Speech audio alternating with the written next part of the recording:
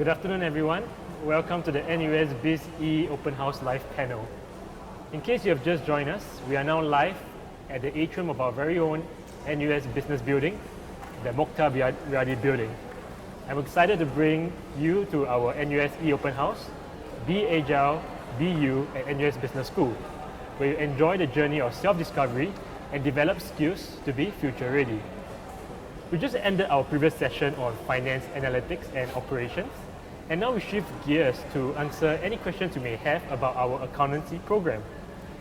Again, I'm Aaron, a year 4 accountancy student specializing in finance, and with me in my session, I have Ms. Susan Sito, who's the Assistant Dean of Undergraduate Studies. We have Mr. Jermin Ong, who is the Head of Strategy and Planning at Singapore Accountancy Commission. We have Mr. Eddie Puat, who's the Associate Director from Biz Careers, and we have Vali, who is the Year 3 accountancy student. As an accountancy student myself, I remember having many questions prior to applying. So if you find yourself thinking the same, do keep your questions coming in on our FB Live comment section, and we'll do our best to answer as many of your queries as we can. So let me start with asking a few basic questions. Can I direct this question to Ms. Susan? And the first question would be, what is accountancy? What is accountancy? Wow, that's a very common question. So if we put it in layman terms, accountancy or accounting is the usual language of business, where we convert whatever that the business has gone through, in short, is transactions, all right, and into numbers.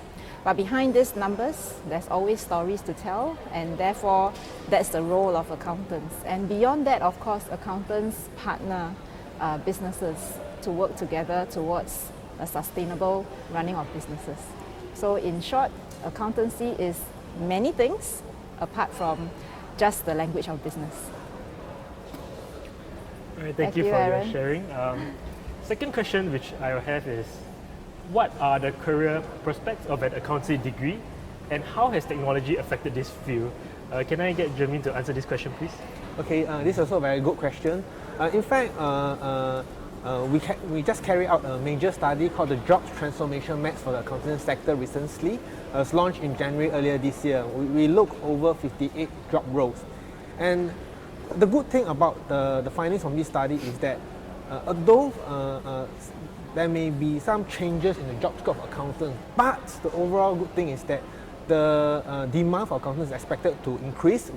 We need additional of 6,000 to 7,000 more accountants in the next 5 years, which is a very big, significant demand for the industry. Okay, how has technology affected the jobs? Apart from technology, which is one of the things that help increase automation and help to make work more efficient for accountants, there are also many other key trends, such as environmental and sustainability reporting, that's affecting the work scope of accountants. So with all these changes, not just technology, but regulatory demands, stakeholder expectations, we actually will need much more accountants in the future. So I think the future looks very bright for accountants. In fact, the study itself identified a number of emerging job roles for accountants, especially in ESG, as well as areas like IT forensics. Thank you. And how does NUS Business School prepare us to stay relevant in the accounting field? Can I direct this question to Ms. Susan? How does NUS Business School help students stay relevant? Well, for this question, I'll also invite Eddie to answer it together with me, but it begins with me. So how do we keep students relevant? Firstly, at the classrooms, all right? How we conduct the classes are important. The professors typically share very relevant and updated cases with students, and we keep our class sizes small. And we also look at our curriculum, and we update our curriculum on a very regular basis. And on top of it, of course, we have many internships that's available for students. And we also have many applied studies, all right, or we call that the applied research studies or projects that our students can always apply to do together with our industrial partners. So when it comes to internship, let me just zoom into internships. We have basically expanded our internship offering for our students by even just the number of modular credits that we are prepared to recognize. We have expanded that offering. And on top of it, of course, we are also increasingly getting involved in expanding or designing work-study programs for our accounting students in partnership with our Big Four partners and also with our other industrial partners as well. So now, what about Eddie? What do you think? How do we keep our students relevant? I think, let me add to that. I think what's most important is students having that experiential learning as part of the critical aspect of during their 4 years of study. And opportunities arises from, straight directly from year 1 summer all the way to year 3 summer, where they have 3 windows to do internship. And I'm very happy to say that for consistently we have more than 1,500, or even last year, academic year, we have 1,800 internship placement completed by our year 2s and 3s. So as you can see, they are definitely very relevant. And again, we are increasing, as Susan has mentioned, the period of internship, where we now included internship that can span minimum 24 weeks, as well as 16 weeks into the semester. So students, again, do not need to extend their graduation period, but be able to, kind of bring out 1 semester, do an internship, try, and realize if that is something that we're looking for. And with the multiple period that you can try internship, that's where they get closer, to their career goal by the time they graduate. Yes, I fully agree with Eddie. In fact, I just want to emphasize on the part about experiential learning. All right, professors like myself, or academics like myself, and also being from the accounting sector myself, who has previously worked as an accountant before, we truly appreciate the importance of experiential learning for students in the field of accountancy. And this is the reason why we work very hard for our students, both the career services, right, and also at the program level. We try to work together to make sure that the learning, where work and study is concerned, is really relevant. Now, how about you students? You all were actually part of internships, right? So what do you think? Yeah, I think I did quite a fair bit of internships. I did accounting internship, valuation internship at RSM Corporate Advisory, which is one of the largest accounting firms outside of the Big Four. I did investments internship at Prudential. I did banking internships in ING Bank and MUFG Bank. So I had a broad-based experience. I got a chance to experience from accounting to finance, and I felt that NUS Business School really prepares me for all of it. I think that internships are really good because it helps you to apply what you have learned from the theories that you learn in the school setting, and you apply it to the real world. And I really recommend all my juniors to do as many internships as you can to get the relevant experiences. For me, I've done a general internship in the public sector, and I'll be doing a finance internship later over this summer. So for me, I think, just like Aaron mentioned, I think career services has been extremely helpful in helping us be more prepared for the working environment and understanding how we can actually improve ourselves. So I think experiential learning is really important for us to hone our skill sets that we learn in school and to really apply those, which is really the best way to learn. All right. Now I'll move on to my next question. So I think this is quite a very common question. What is the starting pay for accounting fresh graduate? Can I direct this question to Eddie, please? Very popular question. Right, okay. Well, the best way to refer is the recent MOE graduate employment survey results, right, where the accountancy honors students has a median gross salary of 3,005, right? And the reason why is at that, of course, is generally lower than the business students, but there's a reason for that, okay? About 50% of our accountancy students will land with the Big Four, where the salaries are pretty much regulated, right, which is lower. But then we have the other 50% that joins many different industries. And because of that, that's where the range is wider.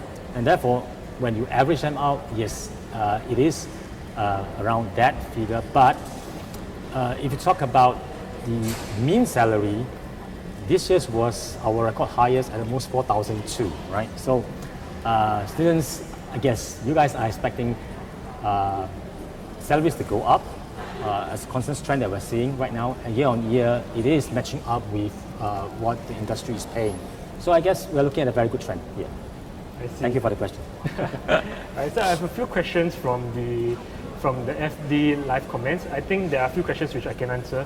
Is there a requirement to take up a second major? No, but as an accountancy degree, for the accountancy degree, you have a few electives whereby you can choose to take up a second major, second minor, or second specialization if you want to. So there's quite a bit of flexibility.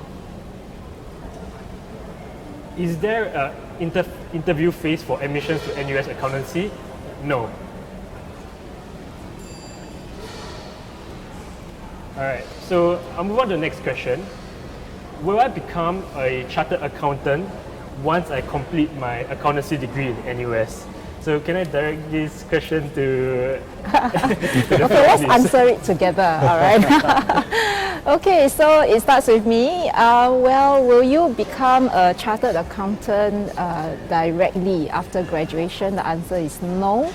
Now, however, I would like to encourage our students and our prospective students to think about what's the journey going to be like to be a chartered accountant. I think that is more important. And alongside that, I will also talk about the previous point that Eddie has mentioned about professional journey and beginning the profession, right, with that starting pay that you were looking at. So let's talk about post-graduation or even in school, right? Our curriculum, the Bachelor of Business Administration with Accountancy, right, as the major. Okay, we basically offer our students a very relevant curriculum, so relevant that our students will be exempted, all right, from the foundational course of the SEAQ. Okay, and immediately after they graduate, they will be able to sign on and move into the professional learning journey of the SEAQ professional certification. All right, and 3 years from there, if all goes well, once they pass the professional examination, they can apply to be the Chartered Accountant of Singapore. So the minimum timing is there about, we're looking at about 3 years, or rather the average timing. Now then, of course, in terms of, within these 3 years, whether you will work, yes, you will continue to work. The experiential learning continues and you continue to be relevant to the industry. And of course, on top of it, right, when we talk about the pay, the starting pay. Now, I'd like to encourage all of us to think about the starting pay is one, but the learning journey is the other, and the professional development journey is the other. Now, I myself, being an accountant, I came from the professional services, and that's how I started my career.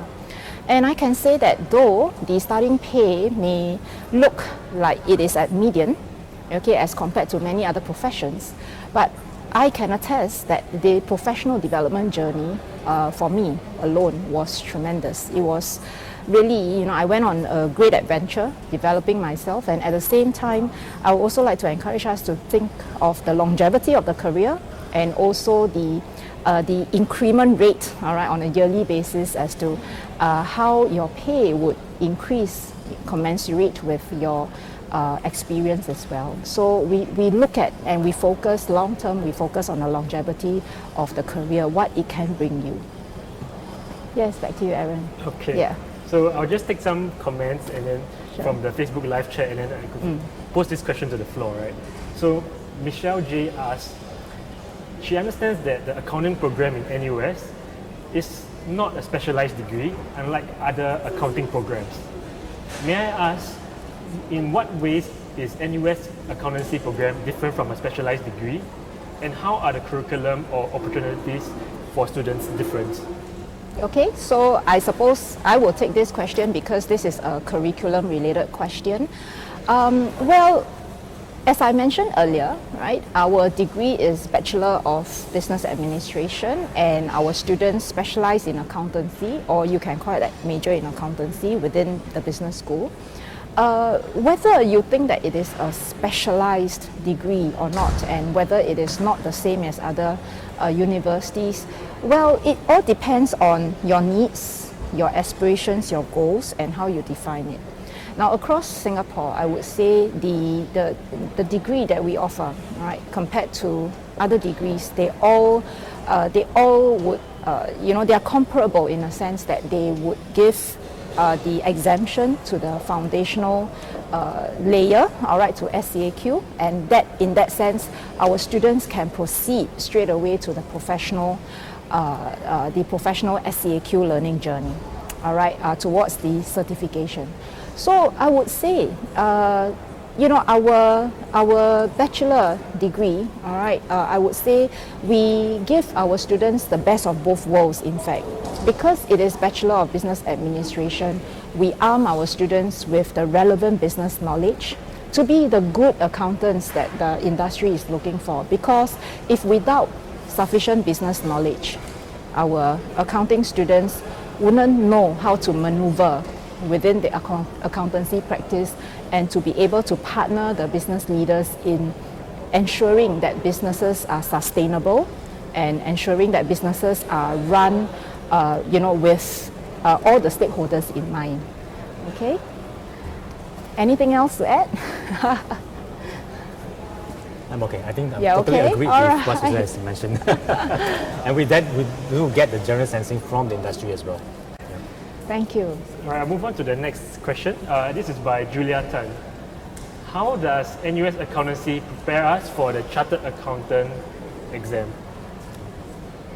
Okay, so again, it's back to me because this is a curriculum question. But I would invite also maybe what the students know as well. I will invite you to answer the question together with me, but it starts with me. So how do we prepare our students for the Chartered Accountancy program? Right, so the modules that we teach is directly relevant, and therefore we are accredited by the Singapore Accountancy Commission, all right, in our curriculum, and we go for a regular accreditation, and the accreditation process would take care of that relevance, okay, the relevance to the profession. Now, on top of it, right, we do have a number of practice profession or rather practice professors who are able to teach the modules, all right, and be able to share what goes on in a practice, and they often update their teaching as well, all right, and that becomes relevant to the learning, and that's how we prepare the students for the professional certification journey. Okay, practice is important. All right, sharing what happens at the at the workplace in practice is important because it sharpens our professional skepticism. It sharpens how we look at businesses and how we look at accounting as a practice. Now, how about you, students? What do you think? I think that Miss Susan used to be one of my professors for the accounting modules. So the way I feel that NUS Business School is that it is very academic. It's very rigorous, and I think that the content that you learn is definitely very relevant for the Chartered Accounting qualification. How about you, Vali? For me, I think one of the most exciting things is being able to see many of the issues that are discussed in the classroom happening in the real world, and also being able to apply what the professors have taught us in the classroom, and connecting what the professors have told us in terms of maybe theories, and also hearing their professional experiences and seeing how it's applied in the working world. I think it helps us to understand both the theoretical and the practical application. I think that's very important. All right. So now the next question is the accountancy degree accepted by the Icpa for membership? So can I get Jermaine to answer this question? Okay, so it's probably quite good that actually based on the earlier question, I heard a lot of people asking about the Chartered Accountant of Singapore qualification. So this is an internationally recognized qualification, okay, that Singapore has developed over the years, and we partner this journey together with the Institute of Singapore Chartered Accountants, ISCA, on this. And members of ISCA who are chartered accountants for Singapore are highly recognized. Okay, and all the NUS graduates, okay, accounting graduates will be able to embark on the SAQ professional program, okay, once they graduate. And probably to take one step back about some of the earlier questions to add on. Okay, Singapore is a global business hub and finance hub. Okay, if you go to the relevant websites, you can see that the number of businesses setting up in Singapore has been increasing over the years. All businesses will require accountants to manage and protect their financial health. Okay, so the demand of accountants, like I mentioned earlier, is expected to grow in the next 5 years. There are lots of opportunities for individuals who wish to embark on the accountancy profession. And to take a step back also, a lot of people may ask about the starting pay of accounting graduates. This is one of it. I think the most important issue, like what Susan mentioned earlier, what is the longevity of the profession? What is the earning potential of accountants? And while most accounting graduates may find that their starting pay may be a bit lower compared to most others, because most of accountants may graduate with may be perceived as untested so far. But it is a fact that once you have accumulated sufficient experience, 2 to 3 years, your pay will grow exponentially. And if you go around looking at most of the job recruitment websites, accountants are probably one of the highest paying professions compared to a lot of other jobs out there. So I think I'll probably encourage students, don't just look at the starting pay, look at other dimensions, the longevity, the job progression opportunities, the earnings that you may have when you reach the apex of your career. I think these are more important questions. And just as I mentioned, there are over 58 job roles in accounting, and there are emerging job roles as well. So there's a lot of exciting opportunities for accounting graduates if they choose to enter the accounting profession. Yes, on top of it, I would want to add that coming from the profession, and I still are part of the business fraternity and also the accounting fraternity. Jeremy and I work close, together, as well as I also work with Eddie close together at the academia. And as an academia right now, I would say I'm proud to be a CA Singapore. Yeah. Okay. Even from an employer's perspective, that 3 to 4 years initial years of foundation is so important in the career of an auditor, right, or accountant. So that is something that I always advise my students. You need to have patience, right? Build up the skill sets, and eventually, like what Jamil has mentioned, your pay will exponentially catch up. Indeed. All right. Okay, so time is catching up with us. Unfortunately, we have to end here, but not to worry. As mentioned, we have a full day of live programs lined up. So do stay tuned for our next session that is starting in 10 minutes as we address questions related to real estate. There are lots to explore on our website, including FAQs, program briefing clips, and curriculum details. Feel free to email us or leave your questions in the comment section, and we'll do our best to address them. So these videos will be uploaded on our E-Open House website. Do check those out.